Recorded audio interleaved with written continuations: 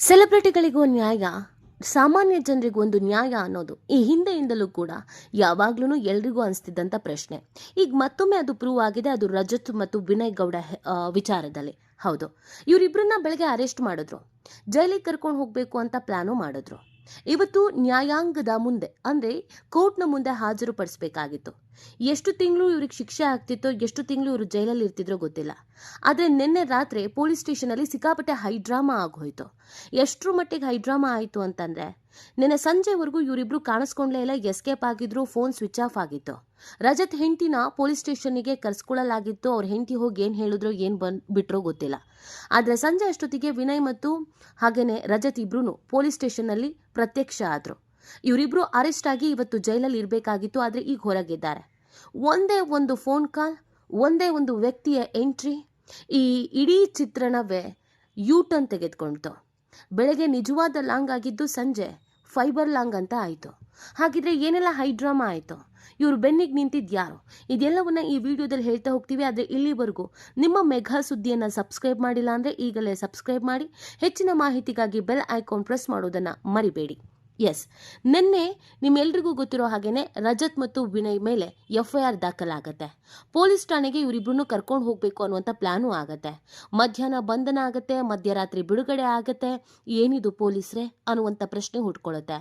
ರಾತ್ರೋರಾತ್ರಿ ಇದ್ದಕ್ಕಿದ್ದ ಹಾಗೇನೆ ಬಸವೇಶ್ವರ ನಗರ ಪೊಲೀಸರು ವರಸೆಯನ್ನೇ ಬದಲಿಸ್ಬಿಡ್ತಾರೆ. ರಾತ್ರಿ ಪೊಲೀಸ್ ಆಗಿದ್ದವರು, ಮಧ್ಯಾಹ್ನ ಪೊಲೀಸ್ ಆಗಿದ್ದವರು, ಸಂಜೆ ಆಗ್ತಿದ್ದ ಹಾಗೆ ಅದ್ಯಾಕೋ ಗೊತ್ತಿಲ್ಲ ಸುಮ್ಮನಾಗ್ಬಿಡ್ತಾರೆ. ಬೆಳಗ್ಗೆ ಹೊತ್ತು ಒರಿಜಿನಲ್ ಮಚ್ಚು ಅಂತ ಅಂದವರು ರಾತ್ರಿ ಆಗ್ತಿದ್ದಂಗೆನೆ ಫೈಬರ್ ಮಚ್ಚು ಅನ್ನೋಕೆ ಶುರು ಮಾಡಿದ್ರು. ಆಕ್ಚುಲಿ ಇಷ್ಟೆಲ್ಲ ಹೈಡ್ರಾಮಾ ನಡೆಯೋದಕ್ಕೆ ಕಾರಣ ಒಬ್ಬ ವ್ಯಕ್ತಿ ಮಾತ್ರ. ಸೊ ಇವತ್ತು ಆ ಪ್ಲೇಸಲ್ಲಿ ರಜತ್ ಮತ್ತು ವಿನಯ್ ಬಿಟ್ಟು ಬೇರೆ ಇನ್ಯಾರೇ ಇದ್ದಿದ್ರು ಕೂಡ ಇಷ್ಟೊತ್ತಿಗೆ ಜೈಲಿಗೆ ಹೋಗಬೇಕಾಗಿತ್ತು, ಕಂಬಿ ಎಣಿಸ್ಬೇಕಾಗಿತ್ತು, ಎಷ್ಟೋ ತಿಂಗಳುಗಳ ಕಾಲ ಜೈಲಲ್ಲೇ ಇರಬೇಕಾಗಿತ್ತು. ಕಾರಣ ಇದು ಶಸ್ತ್ರಾಸ್ತ್ರ ಕಾಯ್ದೆಯ ಅನ್ವಯದಲ್ಲಿ FIR ದಾಖಲಾಗಿರೋದು. ಹೌದು, ವಿನಯ್ ಮತ್ತು ರಜತ್ ಲಕ ಹೊಳೆಯುವಂಥ ಬಟ್ಟೆ ಹಾಕ್ಕೊಂಡು ಒಂದು ವಿಡಿಯೋವನ್ನು ಮಾಡಿಬಿಟ್ಬಿಡ್ತಾರೆ. ಆ ವಿಡಿಯೋ ಸಿಕ್ಕಾಬಟ್ಟೆ ವೈರಲ್ ಆಗುತ್ತೆ. ಇರೋರು ಬರೋರೆಲ್ಲ ಅದಕ್ಕೆ ಕಮೆಂಟು ಹಾಕ್ತಾರೆ. ಸಿಕ್ಕಾಬಟ್ಟೆ ಪಾಸಿಟಿವ್ ಆದಂಥ ರಿಯಾಕ್ಷನ್ಸೇ ಇದಕ್ಕೆ ಕೇಳಿ ಬರುತ್ತೆ. ಆದರೆ ಇದು ಆರ್ಮ್ ಆ್ಯಕ್ಟ್ ಅಡಿಯಲ್ಲಿ ಪ್ರಕರಣ ದಾಖಲಾಗತ್ತೆ.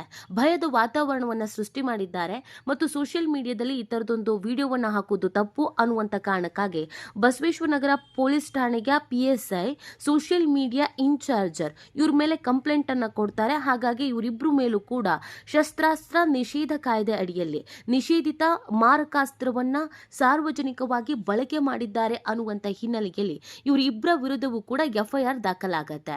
ಸೊ FIR ದಾಖಲಾದ್ಮೇಲೆ ಸ್ಟೇಷನಿಗೆ ಹೋಗಲೇಬೇಕಾಗತ್ತೆ, ಕೋರ್ಟ್ಗೆ ಹಾಜರು ಪಡಿಸಲೇಬೇಕಾಗತ್ತೆ.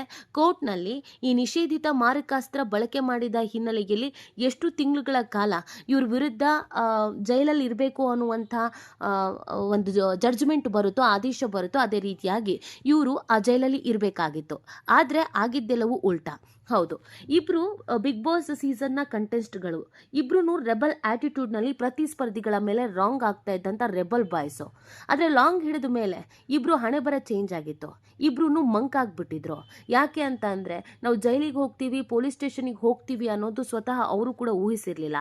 ನಾವು ಸೀರಿಯಲ್ ಮತ್ತು ಸಿನಿಮಾದಲ್ಲಿ ಮಾತ್ರ ವಿಲನ್ ಅಂತ ಅನ್ಕೊಳ್ಳೋದು ಬಿಟ್ಟು, ನಾವು ಹೊರಗಡೆನೂ ವಿಲನ್ನು, ನಾವು ಆಡಿದ್ದೇ ಆಟ, ನಾವು ಇರೋದೇ ಹಿಂಗೆ, ನಮ್ಮ ದುರಾಂಕಾರ ಹಿಂಗೆ ಇರತ್ತೆ, ನಾವು ಏನು ಮಾಡಿದ್ರು ನಡೆಯುತ್ತೆ, ನಮ್ಮನ್ನ ಯಾರು ಹೇಳೋರಿಲ್ಲ, ನಮ್ಮನ್ನ ಯಾರು ಕೇಳೋರಿಲ್ಲ ಅಂತ ಇವರು ವರ್ಷ ತೋರಿಸಿದೆಯಲ್ಲ, ಇದೇ ಇವತ್ತಿನ ಅತಿರೇಕದ ವರ್ತನೆಗೆ ಕಾರಣ ಆಗಿತ್ತು.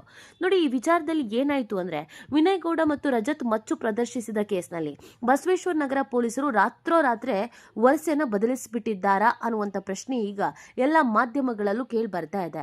ಬೆಳಗ್ಗೆ ಹೊತ್ತು ಇದನ್ನ ಒರಿಜಿನಲ್ ಮಚ್ಚು ಅಂತ ಪೊಲೀಸರೇ ಹೇಳ್ತಾರೆ. ಇದೊಂದು ಒರಿಜಿನಲ್ ಮಚ್ಚು, ನಿಷೇಧಿತ ಮಾರಕಾಸ್ತ್ರ, ಇದನ್ನ ಬಳಕೆ ಮಾಡಿರೋದಕ್ಕೆ ಇವ್ರನ್ನ ನಾವು ಅರೆಸ್ಟ್ ಮಾಡ್ತಾ ಇದ್ದೀವಿ ಅಂತ ಮಧ್ಯಾಹ್ನವರೆಗೂ ಪೊಲೀಸರೇ ಹೇಳ್ತಾರೆ.